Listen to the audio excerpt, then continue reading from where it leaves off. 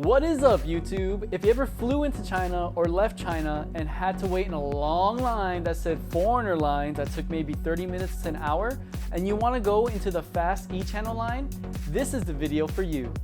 Now, I'll post videos for foreigners that want to come and work and live in China for a better lifestyle, so if you want to see more of this kind of content, please consider subscribing down below.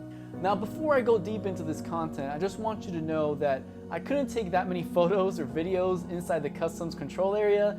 Obviously, I didn't want to arouse any suspicion and cause any trouble because you're not allowed to. I was able to snap a couple, so bear with me if I couldn't get that much footage for this video. Anyways, let's get started. So I want to clear out any of the requirements that you must have before you even consider applying for the eChannel line to breeze through customs.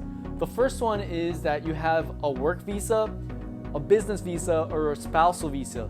If you're coming to China with just a tourist visa, it is very difficult to convince them, unless you're like married and you're in the process of getting a spousal visa to a Chinese person, to go ahead and start registering for the eChannel. So just be aware of that. You will also need to know a basic level of Chinese, maybe not professional, but enough to defend yourself when they ask you why you're in China, where do you work, what company do you work for, etc. There is a registration booth in which you can start the eChannel process, and usually those customs officials don't know how to speak English. At least in my case, you might have better luck. So I'm sure if this is not your first time coming to China or leaving China, you see many kinds of lines you can take for the customs inspection. One is the Chinese citizen line. Another one is the Vigoran line, which is the foreigner line, which tends to be the longest and doesn't have as much love as the Chinese citizen line. So there's usually less resources involved with those, making the line and the wait time even longer. And you also gotta fill out those annoying entry and exit forms. Like, come on, we're trying to go green here. There's no need to waste paper. Okay, so now that you know what you need before registering, before you go through the border, before you actually go talk to the person in foreigner line to go ahead and get your passport stamped, you want to look for a booth.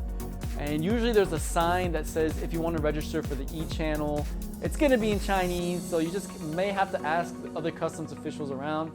But it's like a small booth, and you'll typically see a customs official there getting ready to register people, usually Chinese people. Now, I want to note, a lot of customs officials don't know that you can actually use this line as a foreigner. So as long as you can prove that you work and that you have a valid work permit and visa, go ahead and register. You're allowed to, because I've done it, and some of my friends have done it too.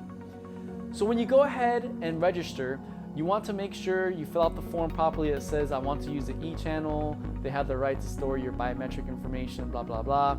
You want to present them your passport, your work visa, your work permit, and maybe even your name card, just to make it easier if they ask you what your address is or what you do in your company as a job in China legally.